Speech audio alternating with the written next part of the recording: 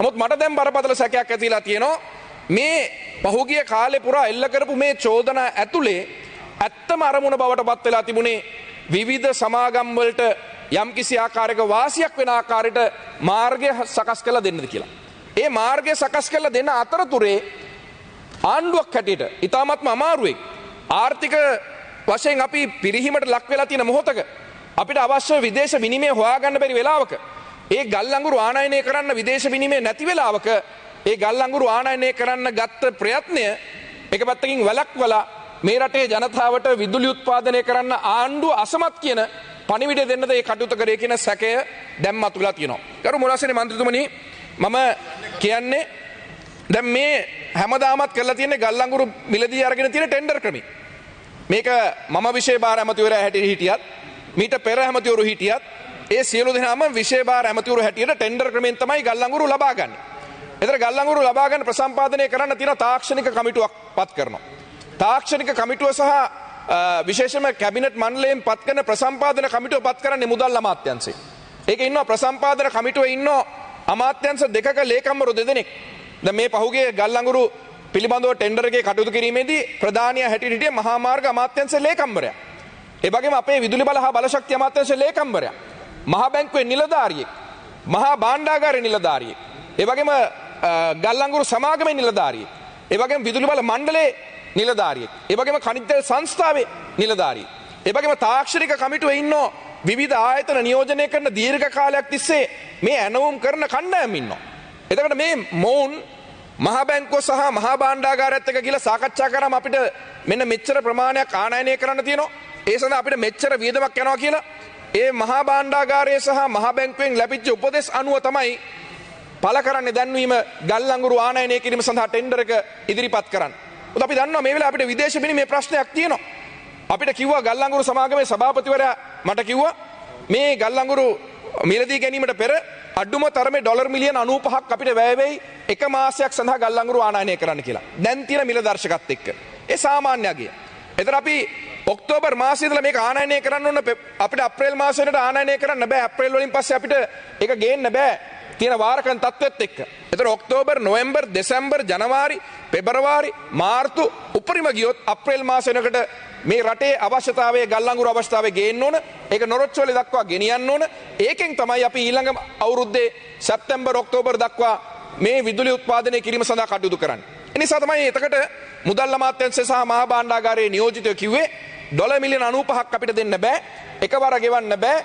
පුළුවන් නම් ණයවර ලිපි විවෘත කළා හෝ එහෙම නැත්නම් ණය ක්‍රමයකට මාස කීපකින් මේක ගෙවන්න පුළුවන් ක්‍රමයකට මේ දැන්වීම පළ කරලා පුළුවන් පිරිස් ලබා ගන්න කියලා. ඒතර මේ ගල් අඟුරු ප්‍රසම්පාදනයේදී ඉන්නෝ සාමාන්‍ය රෙජිස්ටර්ඩ් සප්ලයර්ස් දෙන. ඒ කියන්නේ ලියාපදිංචි කරන සැපයුම් කරුවෝ. මොකද හැම එක්කෙනාටම ගල් අඟුරු දෙන්න බෑ. ඒතර ලියාපදිංචි කරන සැපයුම් කරුවෝ ලෝකේ විවිධ රටවල් වල සැපයුම් කරුවෝ ඉන්නෝ. අපේ රටට දීපු කට්ටිය ඉන්නෝ.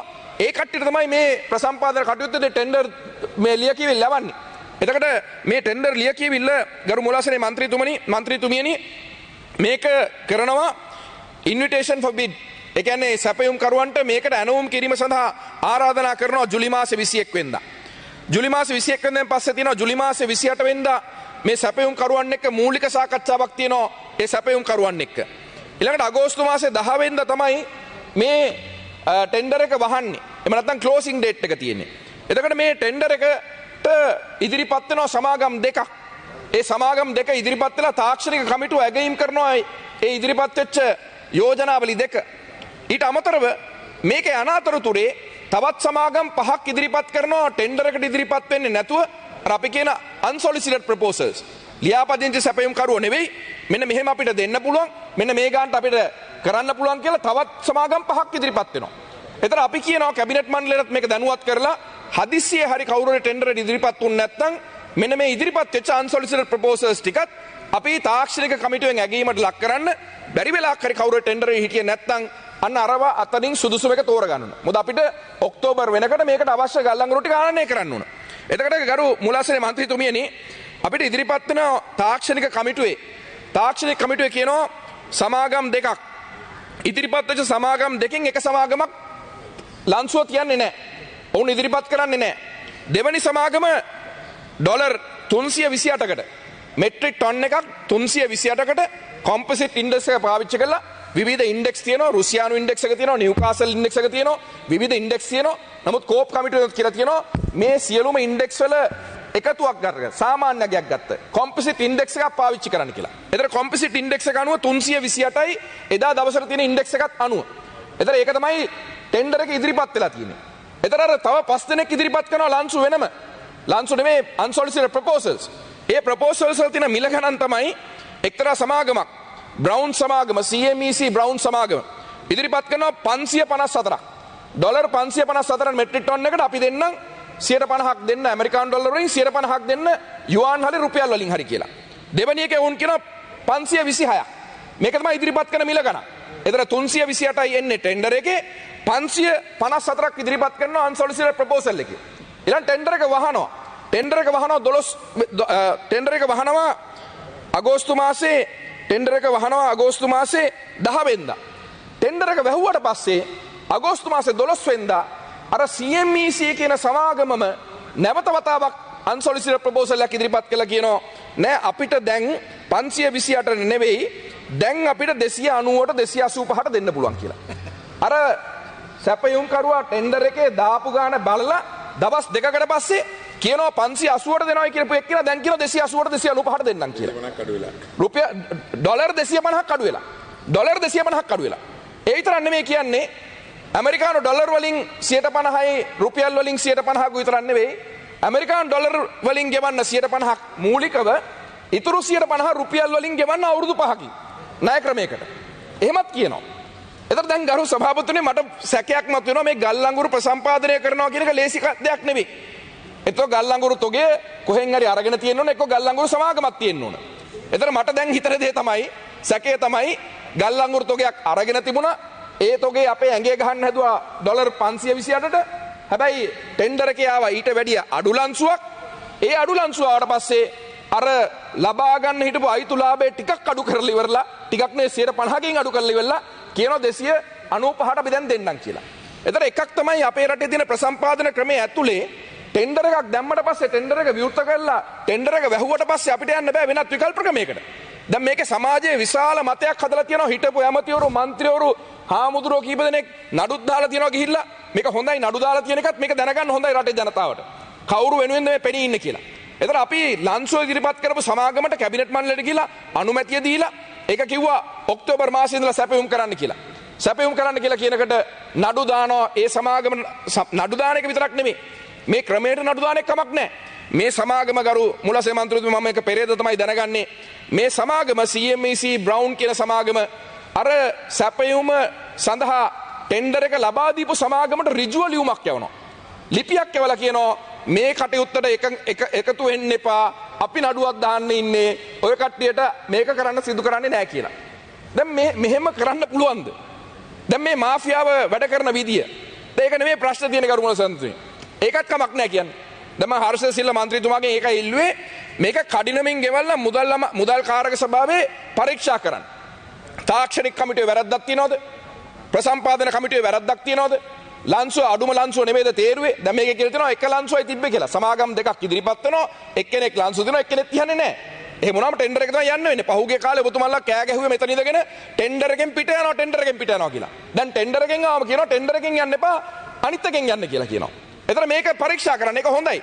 හැබැයි මට තියෙන ප්‍රශ්නේ තමයි කනගාටුව තමයි ගරු මුලස්සේ මන්ත්‍රීතුමියනි අපි ඉතාමත්ම අමාරු වෙලාවක මූල්‍ය අරබුදයක වැටලා තියෙන වෙලාවක අපේ විදුලි බල ජනනය කිරීම සඳහා අවශ්‍ය ගල් අඟුරු නැති වෙලාවක මහ බැංකුව සහ මුදල් අමාත්‍යාංශය දෙකම එකඟ වෙලා අපි මාස 6කට පස්සේ ඒ කියන්නේ ගල් අඟුරු නැව ගෙනාවට පස්සේ එකඟ වෙලා තිබුණේ ඒ ටෙන්ඩර් එක ඇතුලේ ගේන නැවට ගෙනාපු දවසේ ඉඳලා බාලා බෑවට පස්සේ මාස 6කට පස්සේ තමයි අපි ගෙවීම් කටයුතු කරන්නේ. ඒකට පොලි අය කරන්නෙත් නැහැ. බිඳුවක පොලිය 0.0යි. පොලි අය කරන්නෙත් නැහැ. අය කරන්නේ නැතුව මාස 6කට පස්සේ ගෙවන්නේ. මේ බංකොලොත් වෙලා තියෙන රටකට අපේ බැංකු පද්ධතිය කඩාගෙන වැටලා තියෙන රටකට එහෙම දෙන්නේ. එතකොට මේ සමාගම් වලින් එහෙම ඉදිරිපත් වෙලා තියෙනකට මෙහෙම ගිහිල්ලා නඩු දාලා බය කරලා පාර්ලිමේන්තුව ඇතුලේ ගහලා අසත්‍ය ප්‍රචාර කරාට පස්සේ දැන් මේ සමාගම් කතා කරලා කියනවා ලංකාවේ මේ වගේ කටයුතු කරනවා නම් මේ වගේ අපිට මේ නඩු කටයුතු වලට කාලය වැය කරන්න සිද්ධ වෙනවා නම් අපිට විශ්වාසයක් නැහැ අපි සැපයුම් කරාට පස්සේ නඩු කටයුත්ත දිගට ගියොත් එහෙම අපිට මුදල් ලැබෙයි මාස 6කින් පස්සේ කියන එක. දැන් ඔවුන්ට අවිශ්වාසය ඇතිලා තියෙනවා. මේකේ කනගාටුදායකම තත්ත්වය තමයි මම දන්නේ අද දවසේ මොන තත්ත්වයක් ඇති වෙයිද කියලා. අද දවසේ තමයි අවසාන දවස performance bond එක ඉදිරිපත් කරන්න තියෙන බැංකුවට.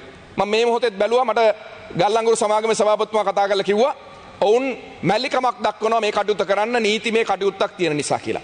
ඒකෙන් අවාසිය වෙන්නේ කාටද? දැන් අද දවසේ එක සමාගමක්වත් ඉදිරිපත් වෙන්නේ නැත්නම් මේ ගල්ලංගුරු ටෙන්ඩර් එක ලබා දීලා තිබුණු සැප්තැම්බර් මාසේ මැද ඉඳලා මේක ගේන්න තිබුණු සමාගම් ඉදිරිපත් වෙන්නේ නැත්නම් මොකක්ද ඊළඟ තියෙන අපේ ප්‍රශ්නේ? අපි යන්නේ නෝ ආයෙත් ටෙන්ඩර් ක්‍රමයට. ආයෙත් දානවා අපි දැන්වීම. ආයෙ සති 3ක් යනවා. සති 3ක් යනවා විතරක් නෙවෙයි ඒකේ හොයාගන්න බැරුණොත් තමයි අපි අන්සොලිසිටඩ් ප්‍රොපෝසල් එකට යන්නේ. එතන කොහෙන්ද මුදල් අපිට නැති වෙලාවේ අපිට ලැබෙන්නේ නැත්නම් ණය කාලයක් අපිට මාස 6ක් ලැබෙන්නේ නැත්නම් අපිට ඊළඟට සැපයුම් කරයක් හොයාගන්න බැරි නම් මම හිතනවා මේ නඩු පිටිපස්සේ ඉන්න නැත්නම් මේ පිළිබඳව සමාජයේ වැරදි මතයක් ගෙනිච්ච පිරිස්වල අවශ්‍යතාවය තිබුණද එක්කෝ මේ එක්තරා සමාගමකට මේක දෙන්න. එහෙම නැත්නම් මේ රටේ ගල්ලංගුරු හිඟයක් ඇති කරලා පැය 7කට 8කට විදුලි කප්පාදු දක්වා ගෙනියන්න ආණ්ඩුවට සිද්ධ කරන්න සිදුවීම කරන තත්ත්වයටපත් කරන්න කටයුතු කරාද කියන සැකේ මට තියෙනවා. එසේ නම් මට බරපතල ගැටලුවක් කියලා තියෙනවා විශේෂ භාර ඇමතිවරයා හැටියට. මම ජනාධිපතිතුමාට ඊයේ කිව්වා මම අපේ අමාත්‍ය සෙලේකම්තුමාත් එක්ක දැන් සාකච්ඡා කරා. හර්ෂද සිල්වා මන්ත්‍රීතුමාත් එක්ක මීට පැය භාගයකට ඉස්සෙල්ලා මම මේ පණිවිඩය කිව්වා. මම කිව්වා පරීක්ෂණ ඉක්මන් කරන්න. මොකද පරීක්ෂණ ඉක්මන් කරන තරම හොඳයි බලා ගන්න පුළුවන් මේ නඩු දානය පිටිපස්සේ මේ අසත්‍ය ප්‍රචාර ගෙනියන පිටිපස්සේ ඔවුන්ගේ පිටිපස්සේ ඉන්න සමාගම් මොනවද කියන එක. ඒක බලා ගන්න පුළුවන්. මේක තමයි ලංකාවේ තියෙන ලොකුම මාෆියා එක. මේකේ මට තියෙන කනගාටුව තමයි ඊළඟ වාරයේ සඳහා දැන් ගල්ලංගුරු ලැබෙයිද නැද්ද කියන අවිශ්වාසයත් අපිට තියෙනවා. ඒකෙන් පැය 7කට 8කට විදුලි කප්පාදුව කරන්න වෙයිද? අපි බලාගෙන හිටියේ ඔක්තෝබර් මාසේ 15 වෙනිදා වෙනකොට නොරොච්චෝලේ අනෙකුත් අපේ බලාගාරයත් එකතු වෙනකොට පද්ධතිය මෙගාවට් 900 වෙනකට මම ජනාධිපතිතුමාට ඊයේ කිව්වා ඔක්තෝබර් මාසේ 15 වෙනිදා ඉඳලා අපිට පැය 24 අඛණ්ඩ විදුලිය ලබා දෙන්න පුළුවන් වෙයි. ගල්ලංගුරු ටිකක් එනවා, ජලයක් තියෙනවා. අපිට ඉන්ධන පාවිච්චි කරන්න නැතුව අපිට විදුලිය ලබා දෙන්න පුළුවන් වෙයි කියලා. දැන් තියෙන ප්‍රශ්න තමයි හෙට ඉඳලා අපිට සාකච්ඡා කරන්න සිද්ධ වෙනවා. මේ ගල්ලංගුරු ටික අපිට ලැබෙන්නේ නැත්නම් අපිට සාකච්ඡා කරන්න සිද්ධ වෙනවා ගල්ලංගුරු ගන්නෙ කොහොමද කියලා. මට තියෙන සැකය අද කවුරු හරි මේකට ඉදිරිපත් වෙලා බැංකු පද්ධතිය හරහා මේක ආවොත් අපිට හොඳයි. හැබැයි එහෙම නාවොත් මට තියෙන සැක දෙක එකක් තමයි මීට වඩා වැඩි මුදලක් අපිට ගෙවන්න වෙයිද ඊළඟ එන සැපයුම් කරුවට. ඒ අලාභය කවුද දරාගන්නේ? ඔය නඩු දාන කට්ටියද? අසත්‍ය ප්‍රචාර කරන කට්ටියද? ඒ විලම ප්‍රකාශ කරලි වල මේ රටේ මතයක් සහ ලෝකයේ මතයක් හදපු කට්ටියද? දෙක අපිට එහෙම හරි ගානකට ගන්න බැරි නම් අපි ගල්ලංගුරු සපයා ගන්නේ කොහොමද? තුන්වෙනි කාරණාව තමයි ගල්ලංගුරු සපයා ගන්න කවුරු ඉදිරිපත් වුණත් ඒකට ගෙවන්න අපිට ඔක්තෝබර් මාසෙද මුදල් තියනවද කියන එක. මේ කරුණු තුනම දැන් අපිට තියෙන ප්‍රශ්නයක් බවට පත් වෙලා තියෙනවා. පහුගිය සති 3-4ම අපි මේ වෙනුවෙන් තාමත්ම අවංකව රාජ්‍ය නිලධාරි කණ්ඩායමක් වැඩ කරා. මේකේ සමහරවිට ඇඟිල්ල දික් කරනවා ඇති දේශපාලඥයන්ට. සමහරවිට චෝදනා එල්ල කරනවා ඇති මෙන්න මේක මේ අහවල් සමාගම් මේ සමාගම් කියලා. අපිට කවුරු හරි මේ වෙලාව ඇවිල්ලා ගල්ලංගුරු ටික දීලා අපිට මේ විදුලි ජනනය සඳහා අවශ්‍ය පහසුකම් ටික සපයන්න කාලයක් තියෙනවා. කටයුතු කරනවා නම් ගරු මුලාසනේ සභාපතිතුමනි ඒක තමයි අපි කරන්න ඕන. පහුගිය කාලේ ඉන්ධන ආනයනය පිළිබඳව ඔහොම කතා කරා. මෙන්න රුසියාවෙන් ගන්න පුළුවන් අහවල් ගානට මෙන්න අහවල් තනින් අහවල් ගානට ගන්න පුළුවන්. එහෙම අහවල් ගානට ගන්න පුළුවන් නම් කරුණා කරලා මැදිහත් වෙලා ඇවිල්ලා අරගෙන දෙන්න. අපි ඒ උත්සාහය තරලා නැහැ. ටෙන්ඩර් අපි දාලා තියෙනවා ටෙන්ඩර් වලට කවුරුවත් ඉදිරිපත් වෙන්නේ නැත්නම් ඒ දාන ගණන් වලට කවුරුවත් එන්නේ නැත්නම් මේ රටේ තියෙන ණය ශ්‍රේණිගත කිරීම හින්දා කාටවත් බැංකු පහසුමක් ගන්න බැරි නම් අපි තේරුම් ගන්න ඕනේ මේ තියෙන යථාර්ථය. අපි 2022 තෙල් ආනයනය කිරීමේදී ගල්ලංගුරු ආනයනය කිරීමේදී අපි ඉන්නේ නැහැ 2019 තත්ත්වේ. අපි 2018 තත්ත්වේ නෙමෙයි අපි ඉන්නේ. 2017 තත්ත්වේ නෙමෙයි 2021 තත්ත්වෙත් නෙමෙයි අපි ඉන්නේ. ඒ නිසා මේවා පිළිබඳව අපි තේරුම් ගන්න ඕන. ඒ නිසා මූලාසනේ മന്ത്രിතුමියගෙන් මම ඉල්ලීමක් කරනවා කතානායකතුමා දැනුවත් කරලා මේ මුදල් කාරක සභාවෙන් හෝ කෝප් කමිටුවෙන් හෝ මොකක් හරි කමිටුවකින් කමක් නැහැ මේ ගල්ලංගුරු ආනයනය කිරීමේ ප්‍රසම්පාදන ක්‍රමය පිළිබඳව කඩිනම් විසඳුමක් දෙන්න. මේ මාස ගණන් අදින කමිටුවල නම් තියන්න එපා. මේක දවස් 2-3 ගෙනල්ලා කතා කරලා හොයන්න පුළුවන්. අවශ්‍යතාවය තියෙනවා නම් කරන්න පුළුවන්. චෝදනා එල්ල කරා නම් මේවා කරා නම් කරුණා කරලා මේවා කඩිනමින් මේවා පිළිබඳ පරීක්ෂණ කටයුතු කරලා රටේ ජනතාවට දැනගන්න දෙන්න. රටේ ජනතාවට දැනගන්න දෙන්න මේක ඇමතිවරයා හෝ රජය හෝ නිලධාරි හෝ කවුරු හරි වැරද්දක් කළා තියනවද? එහෙම නැත්නම් කවුද වග කියන්න ඕන මේ රටේ ගල් අඟුරු නැති වුණොත් මේකට වග කියන්න ඕන කියන එක පිළිබඳව ඒ අනාවරණය කළ යුතුයි. ඒ නිසා මම නම් අභියෝග කරන්න යන්නේ නඩු වලට. නඩු කිසි ප්‍රශ්නයක් නෙවෙයි. ඕනම එක නීතිය ඉදිරියට යන්න අයිතියක් තියෙනවා. හැබැයි අපි ඉල්ලීමක් කරනවා නීතිපති දෙපාර්තමේන්තුවෙනොත් මේක කඩිනම් කටයුත්තක් හැටියට උසාවියේ ඉදිරියේ කරුණු ඉදිරිපත් කළා. මොකද අපිට ගල් අඟුරු නැතුව ඉන්න බෑ මාස 6ක් අතක්. අපිට ඔක්තෝබර් මාසේ 15 වෙනිදා එන්නකම් විතරයි අපේ මේ තියෙන බලාගාර වලට දැන් තියෙන ගල් අඟුරු ටික තියෙන්නේ. අපිට පහුගිය ටෙන්ඩර් එකෙන් ලැබිච්ච ගල් අඟුරු ටිකක් තියෙනවා. ඒක තව මාසෙකින් අපිට ලැබෙන්න ඕන. හැබැයි අපි ඊළඟ ප්‍රසම්පාදන කටයුතු වලට ගියේ නැත්නම් අපිට මේ ගැටලුවට මුහුණ දෙන්න සිද්ධ වෙනවා. ඒ නිසා මම ඔබතුමගෙන් ඉල්ලීමක් කරනවා කතානායකතුමා දැනුවත් කරලා මේක රටේ ව්‍යසනයක් ඇති විය හැකි තත්ත්වයක්. ගල් අඟුරු රටේ නැහැ කියලා කියන්නේ විදුලි බලය නැවත වතාවක් පැය 7කට 8කට යන්න පුළුවන් වෙලා තියෙයි කියලා කියන්නේ රටේ නැවත වතාවක් අවිනිශ්චිතතාවයක් ඇති කරන ස්වභාවයක්. ඒ නිසා අපි ඉල්ලීමක් කරනවා මුලසේ මන්ත්‍රීතුමනි විශේෂයෙන්ම හර්ෂසිල්ල මන්ත්‍රීතුමාගෙන් මම ඉල්ලීමක් කරා කඩිනමින් මේ පරීක්ෂණ කටයුතු කරන්න. පරීක්ෂණ කටයුතු කරන්න පමණක් නෙවෙයි ඔබතුමාලා සහයෝගය දැන් දෙන්න වෙනවා. දැන් අර අඩුවට දෙන්න පුළුවන් කියපු ගල් අඟුරු කට්ටිය ඉන්නවනේ. දැන් මේ ටෙන්ඩර් එකට වැඩිය අඩුවට දෙන්න පුළුවන් කට්ටිය. අන්න කරුණාකරලා විපක්ෂ මහත්තුරු ටික ඒ ගල් අඟුරු අඩුවට දෙන්න පුළුවන් කට්ටිය ගෙනල්ලා හෙට වුණත් කමක් නැහැ අපේ ගල් අඟුරු සමාගමට ඇවිල්ලා කියන්න මෙන්න මේ ගානට දෙන්න කැමති මේක තමයි මිල ගණන් මෙන්න මේක තමයි අපිට දෙන්න පුළුවන් ක්‍රමය කියලා ඒකත් කරලා දෙන්න.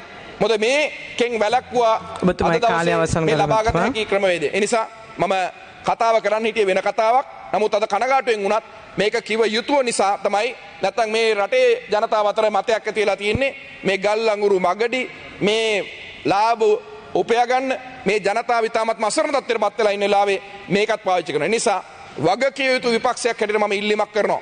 එසේ ප්‍රකාශ කරපු සියලු දෙනාගෙම ගල් අඟුරු වලින් මෙන්න මේක වෙලා තියෙනවා කියන්නේ කරුණාකර අධිකරණයට යන්න. කරුණාකර ඔබතුමන්ලගේ විපක්ෂයේ සමාජිකයෙක්ට දීලා තියෙන්නේ මුදල් කාරක සභාව ගිහිල්ලා සාක්ෂි ටික දෙන්න. මම ඉදිරිපත් කරන්න ඉන්න සූදානම් මෙන්න මේ සමාගම් විශේෂයෙන් මේ CMEC බ්‍රවුන්ස් කියන සමාගම මේ LOLC සමාගමට අනුබද්ධ සමාගම එකපාරටම ඩොලර් 528ට තිබ්බ එක 285ට 290ට කරෙත් කොහොමද කියන එකත් මේවත් කරුණුත් එක්ක ලිඛිතව මේ තියෙන ඕන් යවප ලිපි ලේඛනත් එක්ක ඇවිල්ලා ලබා දෙන්න කටයුතු කරනවා කියන එකත් මතක් කරමින් ලබා දීපු කාලයට ස්තුතිවන්ත. You're watching the Life Traveller channel.